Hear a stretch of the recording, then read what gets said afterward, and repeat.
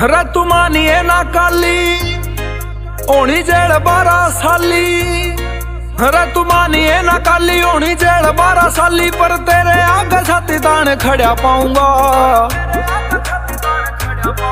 रे मैं जिस दिन जमानत पे बाहर आऊंगा, मेरी पिस्टल ते महंगा तेरा लहंगा ले आऊंगा। रे मैं जिस दिन जमानत पे बाहर आऊंगा, मेरी पिस्टल ते महंगा तेरा